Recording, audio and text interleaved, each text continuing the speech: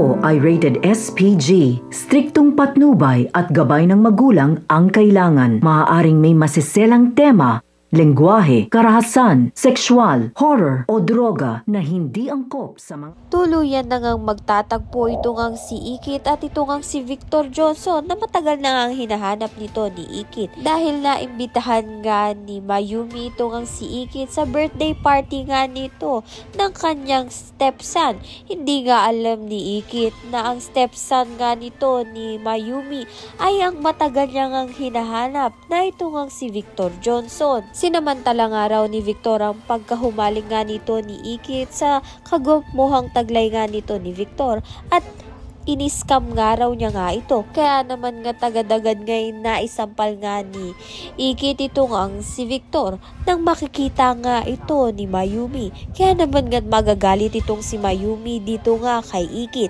dahil wala nga raw siyang utang na loob na kung siya nga raw ang ina nga nito ni Ikit ay tuturuan niya nga raw ito ng magandang asal. Malaki nga ang hugot nito ni Ikit tungkol nga sa kanyang ina dahil simula pagkabata niya nga raw ay hindi niya nga nakilala ang kanyang tunay na ina.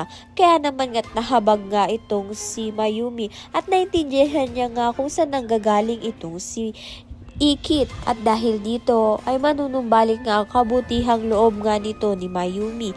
Kaya naman nga't maiintindihan at mapapatawad niya nga rin ito ngang si Ikit. Ang tungkol nga sa scam ay tutulungan nga ni Mayumi na hanapin nga ni Ikit ang tunay na nag-scam sa kanya. Kaya naman nga't nalalapit na nga na pagbayaran ni Angela at ng kaibigan niya nga ang pang-i-scam nga dito kay Ikit ng 150,000. May posibilidad nga na makulong itong si Angela at ang kaibigan niya dahil nga invasion of privacy ang ginawa nga nila.